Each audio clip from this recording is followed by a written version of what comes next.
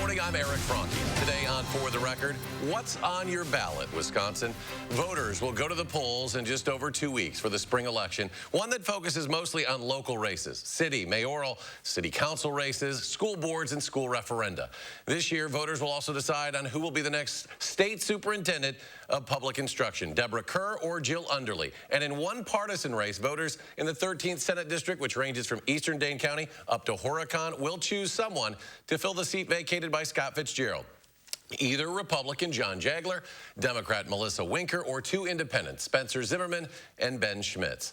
For what we should expect for turnout and to answer other election questions, we turn to Dane County Clerk Scott McDonald.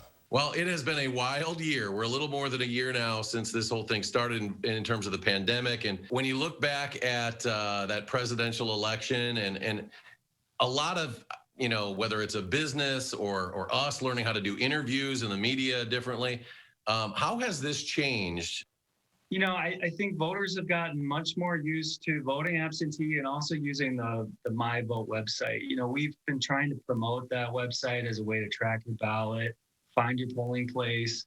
And I think it kind of fell a little bit on deaf ears, but this year it's been a real godsend for people to know, have that security of knowing where their ballot is in the process, that it was received, and all the information they can get from that. It's a great resource, and it was underutilized. And I think this year it really got its coming out party. I think that was a major change. And then just, you know, it was really just heartening to see folks battle through everything to vote. You know, how dear it is to them, you know, this democracy, their right to express their opinion and vote. They were willing to do anything to make sure that continued, and that gives me hope. So how frustrating is it for a clerk, especially, I mean, you're in a county that's very, you know, civically involved. Madison's a very political and you know, it's a place of great protest and great civil action and that sort of thing.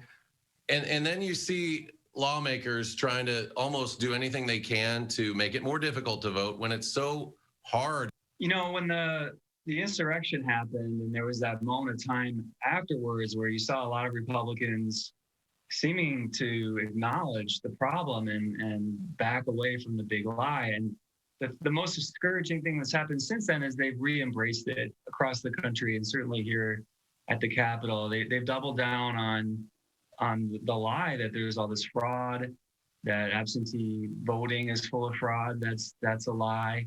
You know, really, that is the biggest threat right now to our democracy, is not anything other than the continuation of that lie, and it needs to stop. I don't know what else to say. It's a real threat to our way of life.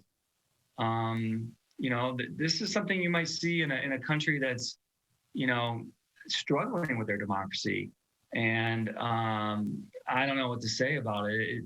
It's really discouraging, and you know, all we can do is fight back, really, and make sure that we continue to vote. You know, a lot of times these things backfire. You know, before all of this, Republicans across the state really relied on absentee ballots. If you'd asked me 4 years ago, I would have said, you know, older demographic, rural, outstate really relied on absentee balloting, and we could return to that, and this could backfire. But, you know, but really, we just need to protect everyone's right to vote.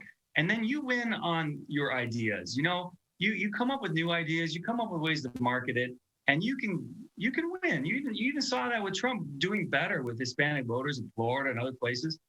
You can do that, but to sort of cheat, to lie, it's a real danger. Scott McDonald, Dane County Clerk, thanks for joining us today and For the Record, Scott. Really appreciate it. Madison voters will be facing a number of questions about the makeup of the city council. That's next when For the Record continues.